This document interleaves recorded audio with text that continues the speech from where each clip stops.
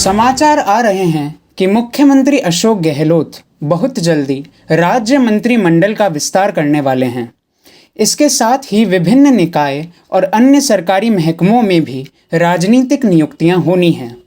इन खबरों के बीच कांग्रेस में हलचल तेज हो गई है। हालांकि कई सवाल अभी भी सवाल ही बने हुए हैं। मसलन जो भी राजनीतिक नियुक्तियां होंगी, क्या वो अकेले मुख्यमंत्री अशोक गहलोत के निर्देश में होंगी, या फिर जहां जहां सचिन पायलट का प्रभाव है वहां पायलट के अनुसार होंगी, या फिर दोनों नेताओं के बीच आम सहमति पर आधारित नियुक्तियां होंगी। अभी कहना जल्दबाजी होगा, लेकिन इतना तो जरूर है कि कांग्रेस हाईकमान राजस्थान में गहलोत वर्सेस पायलट के बीच चल रहे राजनीतिक शीत युद्ध के कारण कोई निर्णय नहीं कर पा रहा है। इसमें भी कोई दो राय नहीं कि मुख्यमंत्री अशोक गहलोत इस समय राजस्थान में नंबर 1 नेता बने हुए हैं।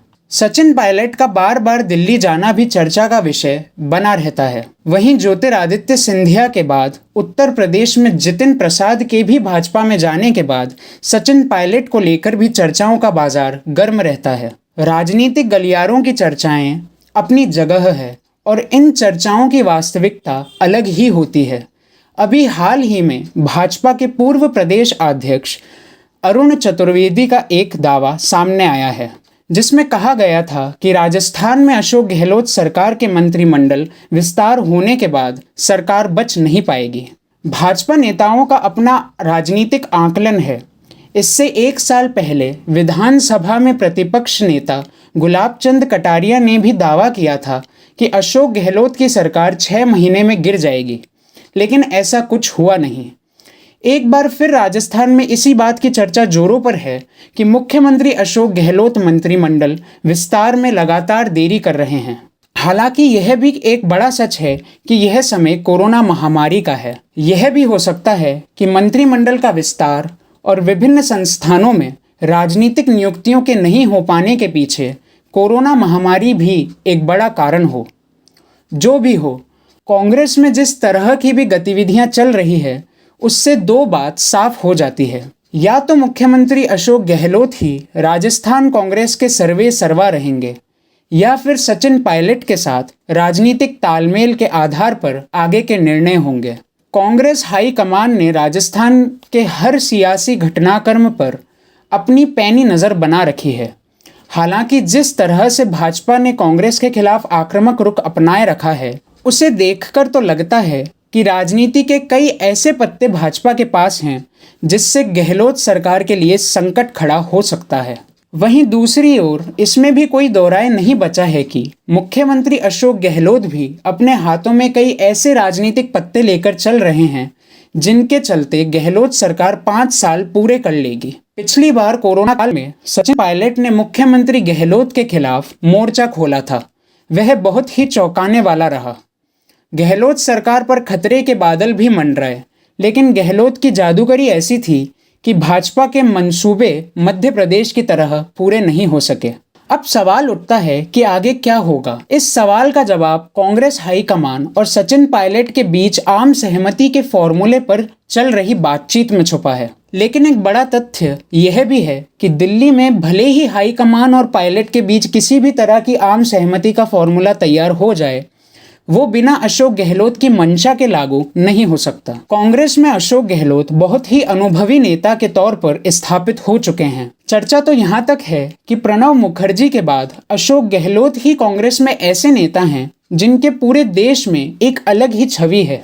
इसलिए कई बार राजनीतिक क्षेत्र में यह भी चर्चा बनी रहती है कि अगर राहुल गांधी फिर से कांग्रेस के राष्ट्रीय अध्यक्ष नहीं बनने के अपने फैसले पर कायम रहते हैं, तो कांग्रेस के पास राष्ट्रीय अध्यक्ष के मजबूत विकल्प के तौर पर अशोक गहलोत का चेहरा है। राजस्थान में 2 साल बाद 2023 में विधानसभा के चुनाव होने हैं। ठीक उसके 1 साल बाद 2024 में लोकसभा के चुनाव होंगे। यह दोनों ही चुनाव भाजपा के साथ साथ कांग्रेस के लिए भी महत्वपूर्ण हैं। यहाँ यह बात गौर करने वाली है कि भाजपा नेता नरेंद्र मोदी के प्रधानमंत्री बनने के बाद पिछले 7 सालों में कई राज्यों से कांग्रेस का सफाया हो चुका है। कारण कुछ भी रहे हों, लेकिन राजनीतिक विश्लेषकों का मानना है कि कांग्रेस के अंदर लगभग सभी राज्यों में बुजुर्ग और युवा नेताओं के बीच वर्चस्व का घमासान मचा हुआ है। इसी बात का फायदा हर राज्य में भाजपा के रणनीतिकार उठा रहे हैं।